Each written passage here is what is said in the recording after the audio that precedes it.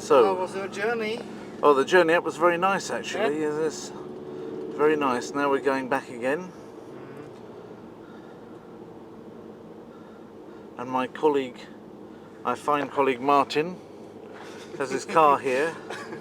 So we're going back in the car, which is an alternative view to the train.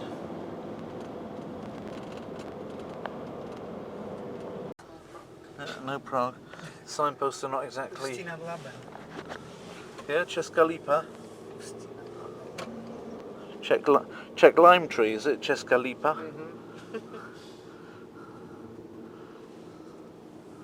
Trying to find our way out of this lovely Decin place back to Prague. You're coming out again in the morning, yes? Okay. Oh, that's interesting.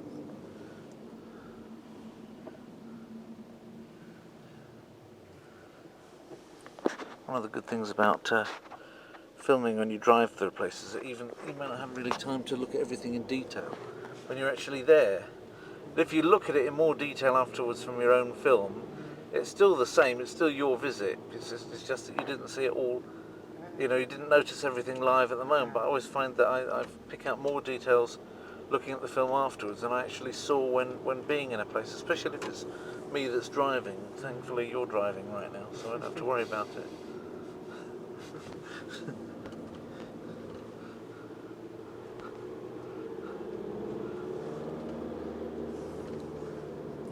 Nice duck pond.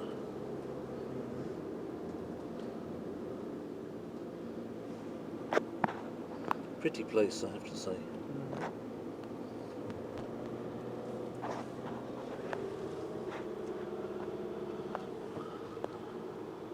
Do they kind of not like Prague here then? Because they don't include Prague on any of the signposts, so they kind of resentful that they're not the capital city or something. Childish, isn't it? Not to include the biggest sort of towns around on this.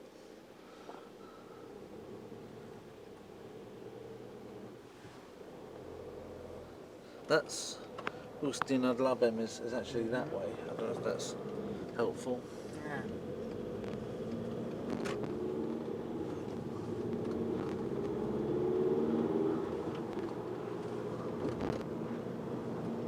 That's really remarkable the way that sits on that rock there. Is it a kind of castle? I suppose it must be. Oh, I'm not sure, but I think in Decin there is no castle. Oh. That was a bit nasty with the sun in your eyes. It's then a dark car, same colour as the road, and his lights aren't very bright. I saw that from the train.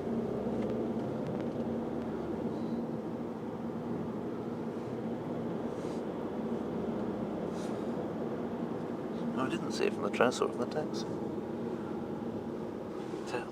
The ubiquitous Tesco. I don't know what this love affair is between the Czech Republic and Tesco's. See, every town's got a Tesco's in it.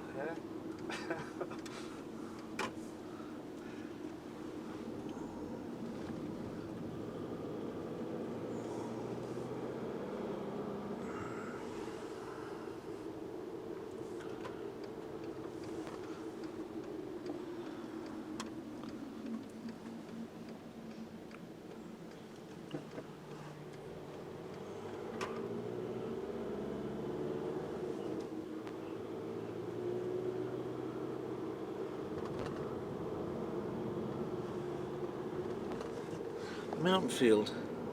That's swimming pools, isn't it? Don't they make swimming pools? Yes. That's the other funny thing, the amount of people that have outdoor swimming pools in this country. Oh, there's a Schweik restaurant, isn't that nice? Schweik. Yeah, good soldier Schweik.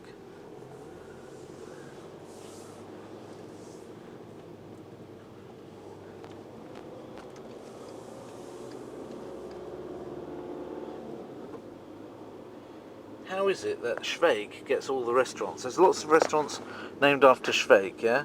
But what about that mole thing from your cartoons? Why hasn't he got any of his restaurants? you know the one I'm talking about? What do you call him? What is he called?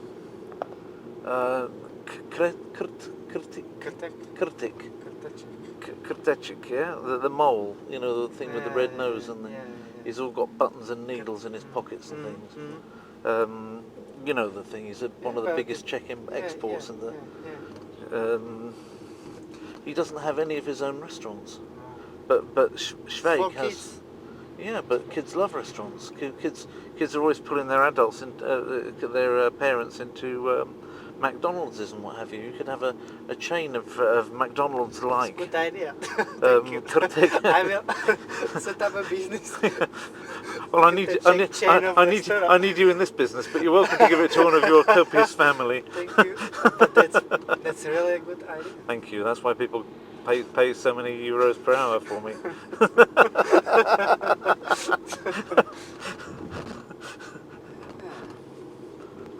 Let's make it the Czech restaurant. Yeah, could be a good chain, couldn't it? Then you can patent it, or well, not patent it, but register it. Mind you, you'd probably have to give. You'd actually have to give the original Krtek people some money, but depending on how you approach them, it may not be all that very much. You see. If you just made out that it was some kind of tiny little corner shop thing, then they'd probably say, just give us 60 quid or something, and you can have it. And then afterwards it turns out to be a huge franchise.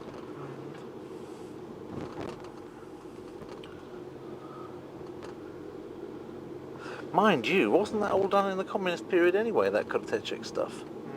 So it belongs to the people. In my opinion, it belongs to the people. Everything that was funded by the government in communist times belongs to the people. They shouldn't be taking money for it now, you know? I don't think so. I think it would be worth a run in the courts, that one.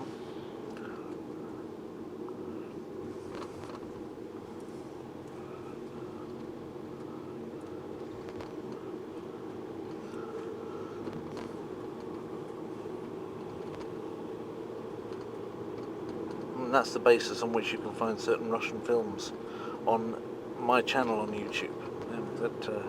They were done in the Soviet period. They were. I've also got lots of Soviet music. It's all paid for by the Soviet taxpayer, and I'm not making money off it. I'm just giving it free back to people, so it doesn't get forgotten because it's good stuff. And I will brook no argument. What brooking is, you know, what brook has to do with it, I don't know, brookers.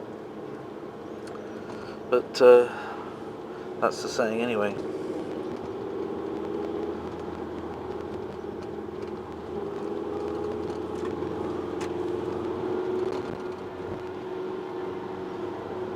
So the road goes next to the Elbe the whole way, the Laba the whole way.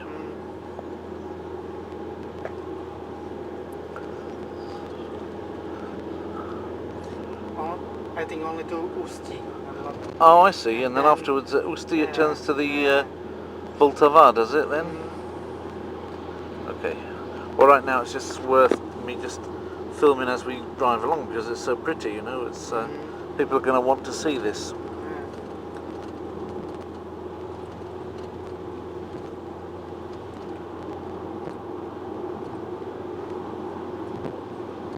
That orange thing there is quite interesting. I don't know whether I caught it or not, but it's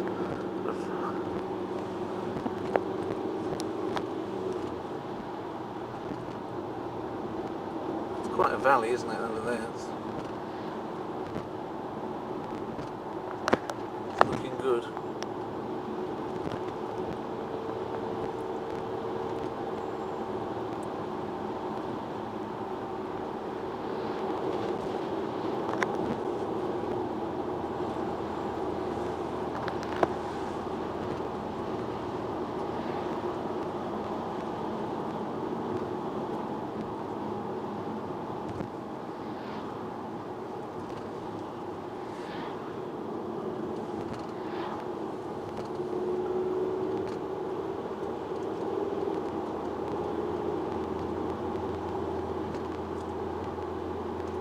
Actually, I bet somebody's put all those Krtek things up onto YouTube already. Probably they've already gone up. I could probably link to them. It's probably on lots of people's different channels.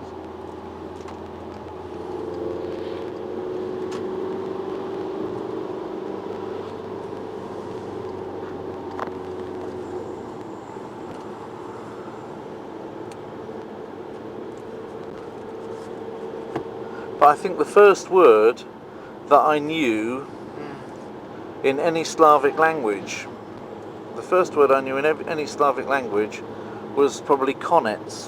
Konec? Yes. At the end of a Czech film, because they used to show Czech films. I used to go to Saturday Morning Pictures, which is like, this was an institution. I don't think they have it anymore, but when I was a kid, they used to have Saturday Morning Pictures at the local cinema. Now those were cinemas that were like, you know, one-off businesses rather than you know, big chains of things like they are today. You know, you have to be a sort of like 33rd degree Illuminatus to be able to get into, even be able to show certain things like the stuff on, you know, the really big stuff that comes out like Avatar now. You know, your normal little cinema wouldn't even get a look in these days, but in those days, you know, that they were smaller cinemas, and they used to buy films for Saturday mornings to show out, to play out on Saturday mornings, and they'd buy series as well of cheaper stuff, and they'd mix in perhaps, you know, one medium priced cartoon, you know, full length feature film that maybe like be a Disney occasionally that you'd have only on special occasions, but you know, something like Lambert the Sheepish Lion was one I remembered. I enjoyed that really the best out of the ones I saw, and I haven't seen it for years. And then they'd mix it in with some really cheap stuff so that it would pad it out a bit. So you'd get stuff like, you'd get a documentary. I remember seeing one about Karol Wojtyla being the, you know, being such a perfect little young man that he was the natural choice for Pope, which was nothing short of a load of Catholic propaganda, really. But you know, obviously they got it for very cheap, so they showed it to us. And also that was just around the time when he'd just been made Pope. What else did I see? Well, I saw a lot of this Czech stuff, and it was one of the things which actually started to get me interested in Slavic, or in the Slavic side of Europe, is watching these strange films. Some of them were cartoons, some of them were like kiddies films, you know, with subtitles on. It was mixed? It was a mix. It was a funny mix of kiddies films from Eastern Europe that must have cost next to nothing to the cinema owner to show.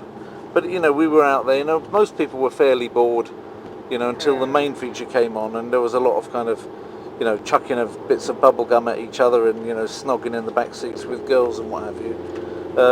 Before, you know, but it was all right. It was all part of the fun. We didn't really care what quality was. It was the experience of going to, you know, as a group of kids to the pictures and paying next to nothing to spend about 4 hours in the pictures, you know, in the cinema. And it was good. I mean, I don't think that they even made as much money. In fact, I know they didn't make as much money out of showing the films as they did out of the fact that when they got people in there, they could sell them the drinks and the popcorn and all of that stuff, yeah? So I made a point of always buying mine outside in Woolworths and smuggling them in my copious duffel coat pockets. And then that got round their little game, because I'm not stupid and I never have been. Well, not since a fairly young age anyway. So I got round that one. But that was really, I think, the time, that and the Eurovision Song Contest were my first. But the Eastern Europe wasn't in the Eurovision Song Contest when I was a boy. Yeah, at that time, no Eastern European country except for Yugoslavia. Yeah, so Yugoslavia was in the Eurovision Song Contest, but that was about it. That was really about it. When it started? The Eurovision Song Contest started in the 1950s. Yes, it started in the 1950s, and the earliest ones are all in black and white. They weren't in colour for, you know, the first 5 or 6 of them weren't even in colour, and the songs, by even the standards of, you know, I think you have to think about ABBA. ABBA was groundbreaking. Now, when you think ABBA today, it's the tamest thing that you can think about. Yeah, it's the tamest music you can imagine. But when Waterloo won the Eurovision Song Contest, it was like kind of the kind of pace of it and the raunchiness of it with these Swedish dancers, yeah, or the Swedish, the two girls from ABBA that were sort of dancing and singing at the same time, and you know, it was really quite. My great grandmother at the time, she was already, I think, in her 80s by that time. She looked at it and said, no, she was a real Victorian. She looked at it and she said, "Oh, this is shocking. I hope it doesn't win." And of course it did. Yeah? And she was shocked by ABBA. So that just goes to show how the music has changed since then. That as you go through Eurovision history, you see these milestones of, you know, increasingly, you know, adventurous or more experiment with music in the Eurovision Song Contest. But over more recent years, of course, nowadays it's anything goes. You know, there was that hard rock Hallelujah one from Finland. So you could have within the single contest, you've got, you know, something like La Voix by what was her name, Malina Ellerman or something, I can't remember the woman's name, the Swedish woman last year. She sang virtually an operatic aria, which was, you know, part of it was almost sort of close on rap music, but then she went into an operatic aria. La la la la la la la la la la. And that was a strong contender for winning that one. Malena Ehrman, that was her name. Things which are on the tip of my tongue sometimes actually come out a few minutes later. I don't know why that is. But that was the Norwegian guy. Yes, he did, and well, that's right. That's why it's in Oslo this year. It's on the 29th of May. It's going to be great. I have actually been. I actually went to a Eurovision Song Contest one year. It was the year that it was in Britain. I can't remember who was it that won it, so that it got to Britain. I think Katrina and the Waves or somebody won it, which I think the last time we ever won it. And the person that won it the year after was that transvestite from Israel. So I actually saw him or her performing live. So if anybody now asks me, have you ever been to a Ladyboy show, I just don't know what to answer, because I don't know whether the Eurovision Song Contest that year really counted as a Ladyboy show or not, because that's the person that won it was that Ladyboy from Israel. The diva la diva da da da da da da da dee, da, and I was in the audience.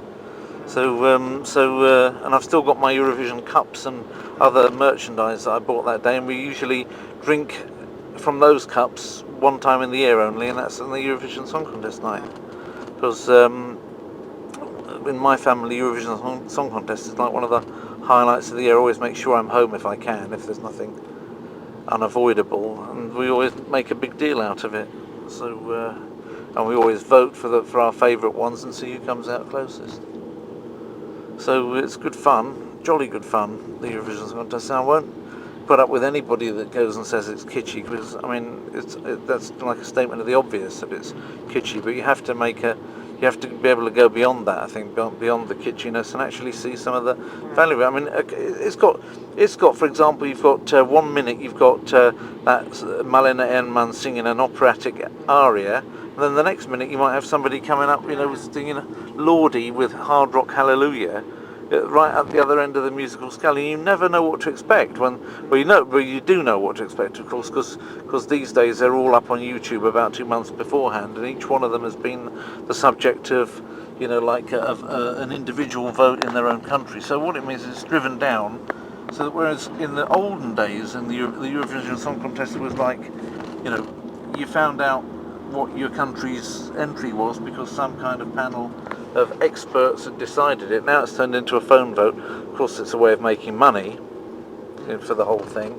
So it's become a huge, great big franchise with loads and loads of money in it from telephone voting.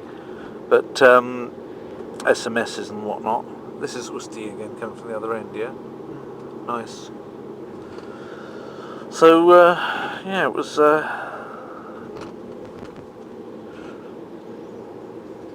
there's no secret about what the songs are. You know, you can already go on YouTube and see all of the songs which are going to be making it, and the Eurovision's got their own channel on YouTube as well. I'm subscribed to it, so I've seen quite a lot of them. My favourite for this year's one is the Armenian entry, Apricot Stone. I don't know if you've seen that one. Apricot stone hidden in my hand, something me from the motherland, something like that. It's very Eastern. It's sort of all sort of It's really funny. I mean, the Turkish music, or I shouldn't say, especially not when it's Armenian, but it's Turkish style, because I know. But it's something different, yeah. and you have to. Well, that's right. It's different, and it's much more complex actually than our music. Our music to them sounds like nursery rhymes, baby music. It's far too simplistic for them. They don't like it. They don't like listening to it. And actually, once you get used to their music, I understand it. You know, I was in Turkey for 3 weeks, and afterwards I also sort of thought, well, you know, going back from that to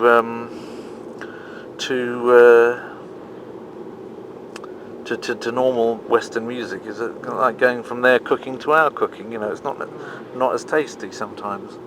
But actually, they had a karaoke night, and I put this on YouTube as well. Actually, it was, I don't know what I called it that night. Whether it was Cold Turkey. I think it was in the one that was called Cold Turkey, the film. I actually asked the guys that were doing that Fasil night, you know, that I'd like to do some karaoke as well, because a few of them got up and sung their Fasil from the audience. And I said, but have you got anything, because I don't speak Turkish well enough to sing Fasil songs, yeah, yet. Maybe one day I will. Have you got anything Western? And they kind of they were being hospitable to me, so they tried to humour me, you know, but you could see the despair on their face, you know, how can this person listen to our music and still want to sing us something Western? So, but they tried it anyway, you know, and so, you know, have you got any Elvis Presley? And they kind of looked at me as though I was asking them to sort of play Humpty Dumpty to me, you know, and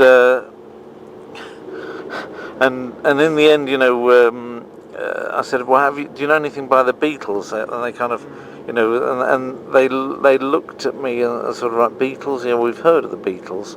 And this guy sort of tried to play some impromptu Beatles music, and really it sounded like he was playing a children's nursery rhyme, like he was playing a little children's song for me on his machine there. So I just thought to myself, okay, fair enough. You've made your point.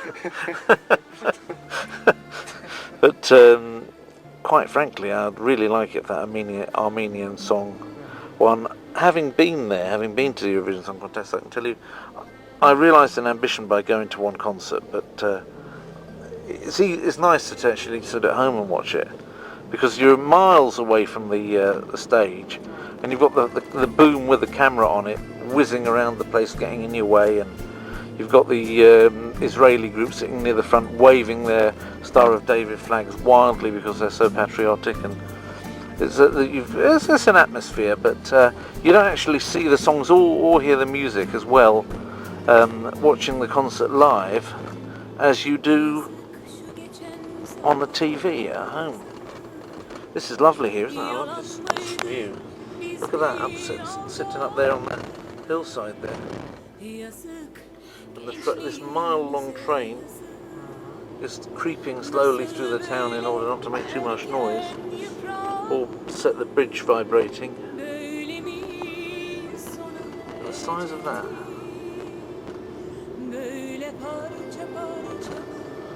Oh. I think after this it gets less worth filming, doesn't it? I think I've seen the scenery. I've had a bit of a chat about the Eurovision Song Contest, this and the other, so I'll probably turn it off at this point. Quit while you're ahead, that's what I say. If it gets any longer, I won't be able to upload it because it will be too long because it's HD, you see, this camera. It's HD. It's a very big file comes out here. Right, so say goodbye to the... two trains crossing over. The passenger one and the freight one above the other. That's something you don't see every day, isn't it? Thing is, I never like turning it off really, because you never know what's around the corner. I ought to make that a tagline for my channel on YouTube. You never know what's around the corner. It's going to become... That's the third train in a row. That's it. It's all go, isn't it? Oh look. Hlasujte w roku ankietę, hlasujte w ankiecie lekarzy roku 2010. Are they saying to people, did I understand that right? Because I don't understand Czech that perfectly. But it looked to me as though they were saying, vote for your favourite doctor. Mm-hmm. Yeah? Funny. Doctor of the year, vote for your doctor. Okay, fair enough. Oh, Killy! I've heard of Killy. Killy, up there. Parubek? What's Parubek? Oh, yeah. Alright. But this is actually Killy, is it? Okay. Okay, I've heard of Killy. And there's a foghorn leghorn. Look-alike. Zaruka quality. Zaruka's guarantee, yeah? Okay. Okay. And there, look at that. Yeah, that I've got to film that before I stop. And this one as well looks like worth filming with no windows in it. That's very Czech, isn't it? Sorry, but I suppose that the window panes are knocked out to make people defenestrate more easily. Yeah, but it Mind you, that's Prague. over But, there. yes, it's very good. Yeah, that's really good. That's a bit closer. I filmed it going up from the train. So I know that I should turn this film off. The problem is that I can't resist carrying on to film a couple more things. I just love filming them. I don't know why. I'm probably mad or something. But when I see something like that, I just want to film it.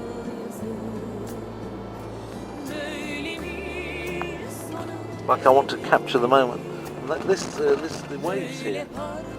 This hydroelectric thing is I think it's cleaner. But how do you suppose they get the ships above there, through there? Because I mean there are, Some canal. there must be, but because there are freight ships on this side of that, isn't there? And how they get them across it, I just don't know. I just couldn't work that one out from looking at it. Yeah, they've probably got a lock at the side or something. But they must have, I suppose, because there's. I mean, the fact is that there are still ships with freight here because there's a small port, so there must be ships or barges or barks or whatever you want to call it.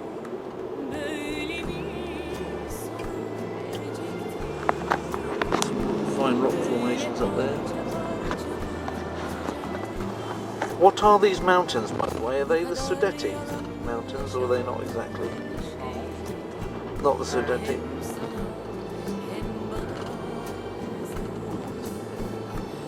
České Švýcarsko. Oh, the Czech Switzerland. Okay. Actually, it did remind me of Switzerland quite a lot when I came. It reminded me of Lac Léman by Geneva. Only a much more approachable version of it. What I was saying into the camera when coming up, the people on the train probably thought I was mad. But Restaurace Kotva, the anchor. Oh, Mary. A ship called Mary.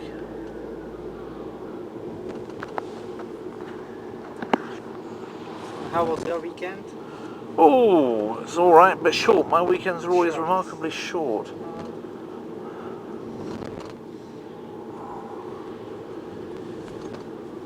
I only have 2 days in. It's terribly short.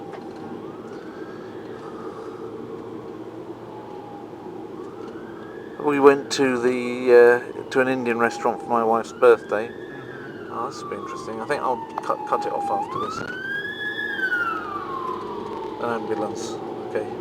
So just one final focus up onto the valley there, and I shall say goodbye.